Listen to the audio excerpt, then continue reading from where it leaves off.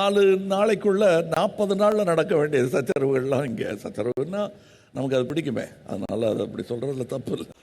என்னுடைய 20 வருஷ சர்வீஸ்ல இப்படி ஒரு வேகத்தை நான் பார்த்ததே இல்ல. நீ எங்கேயோ போக போற. இன்னும்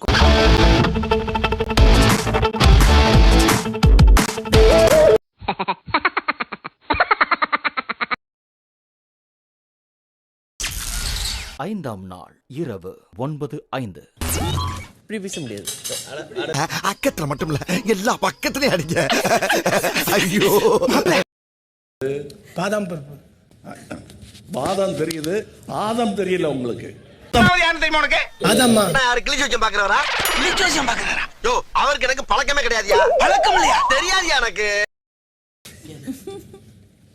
நான் ஒரு முக்கியமான விஷயம் பேசிட்டு இருக்கும்போது நீங்க பாதாம் எடுத்து சாப்பிட்டுட்டு இருக்கீங்களே. தீனி பண்டார உனக்கு கொஞ்சம் கொடுத்துருந்தா பேசாம இருந்திருப்பேன். ஒரு பெரிய ஃபேமிலி மாதிரி இருக்கு. எல்லாரும் ரொம்ப டிஃபரெண்டா இருக்காங்க. சோ மச்சான் உள்ள நிறைய பைத்தியம் வாய சம காமெடியா இருக்கு.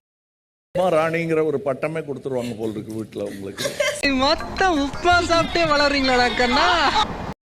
நடக்கிறதெல்லாம் சொன்னீங்க, எங்க நீங்க கொஞ்சம் நடந்து காட்டுங்க.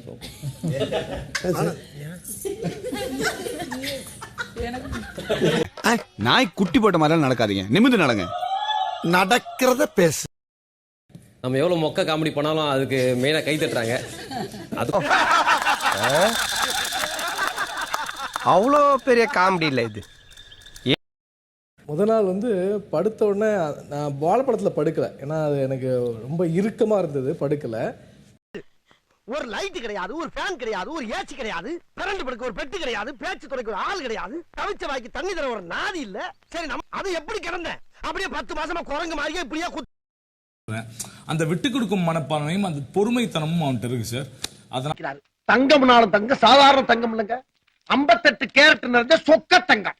58 கேரட்டா? அவருடைய மொத்த எடையே தங்கம்னு சொல்ல வந்தங்க. விளக்கன மாதிரி கேட்டு 4 நாள் நான் வெளியில படுத்திருந்தேன் சார். அந்த பிக் பாஸ் சொன்ன ரூல்ஸ் படி நான் டே டைம்ல சரி, டாஸ்க் டைமை தவிர நான் வெளியில தான் இருக்கணும். அது கரெக்டாக தான். நான் மோஸ்ட் ஆஃப் த டே நான் வெளியில தான் இருந்தேன். பிக் பாஸ் சொன்ன இன்ஸ்ட்ரக்ஷன்ஸ் படி ஸ்வாப் பண்ணி போயிட்டு வந்துட்டு இருந்தாங்க. நான் மட்டும் தான் 4 நாள் ஸ்ட்ரெச்ல அங்க இருந்தேன். சோ பெர்ஃபார்மன்ஸ் பண்ண வர்றா. பல்லு இங்க புடிங்கிறது அதான் இங்க வச்சேன்.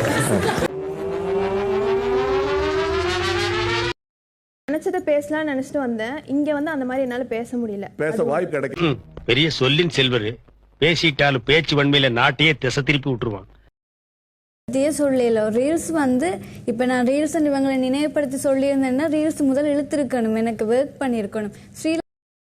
அப்படித்தான் நான் பாடினேன். இல்லை, நீ என்ன விளக்கம் சொன்னாலும் அதை ஏற்றுக்கொள்ள என் மனம் மறுக்கின்றது. உரைப்பதற்குள் ஓடிவிடு.